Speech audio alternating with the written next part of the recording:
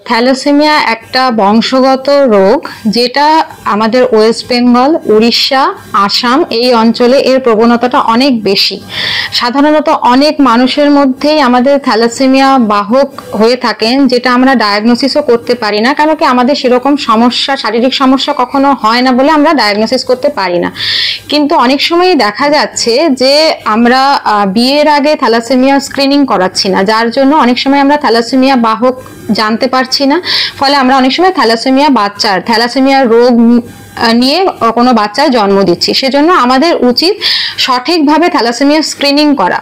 Before marriage সেটা screening করা খুব জরুরি। অনেক সময় সেটা ভুল হয়ে যায় বলে অনেক সময় দেখা যায় যে আগে একটা বাচ্চা আছে কোনো একটা কাপলসের, যেটা হচ্ছে থ্যালাসেমিয়া রোগ নিয়ে জন্মেছেন, সেক্ষেত্রে ওনারা সেকেন্ড বেবি নিতে চাইছেন। সেক্ষেত্রে তারা অনেক সময় আসেন পরের বাচ্চাটার আমার থ্যালাসেমিয়া হবে কি হবে না সেটা জানার জন্য। সেক্ষেত্রে কনসেপশনের পরে 11 to 13 weeks of gestational age যখনই হবে, তখনই কোনো হেমাটোলজিস্টকে দেখানো।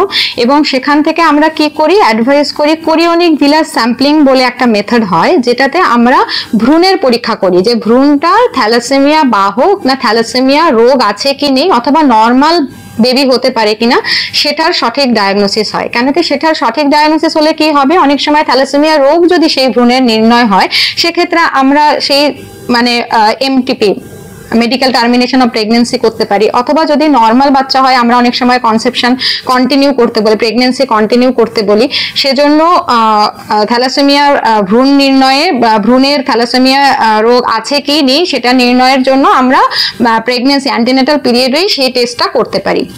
তবে কোনো কোনো সময় দেখা যায় অনেকে একটু লেট প্রেগনেন্সিতে আসেন, যেমন ধরুন একটু 3 মাস হয়ে গেছে এরকম অবস্থায় আসেন, কিন্তু সেক্ষেত্রে অত ঘাবড়ানোর কিছু নেই। সেক্ষেত্রেও আমরা অ্যামনিওসেন্টেসিসের মাধ্যমে ভ্রূণের পরীক্ষা করতে পারি।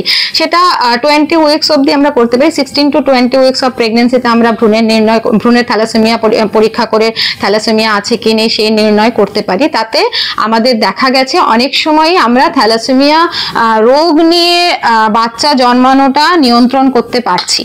ফলে সেজন্য থ্যালাসেমিয়া যদি কোনো বাহক থাকেন, কোনো মহিলা এবং তার হাজবেন্ড, সেক্ষেত্রে অতটা আগের মতো এরকম ঘাবড়ে যাওয়ার কিছু নেই যে আমরা হয়তো কোনোদিনই নর্মাল বাচ্চা জন্ম দিতে পারবো না। কেন কি এখন এত অত্যাধুনিক প্রযুক্তি চলে এসেছে, যার জন্য অনেক সময় আমরা প্রেগনেন্সির সময়ই সেই টেস্ট করে ডায়াগনোসিস করে সঠিকভাবে অনেক সময় আমরা সুস্থ বাচ্চা জন্ম দিতে পারছি। অথবা কোনো বাচ্চা জন্ম নিচ্ছে যার শুধু থ্যালাসেমিয়া বাহক আছে, থ্যালাসেমিয়া রোগ নেই।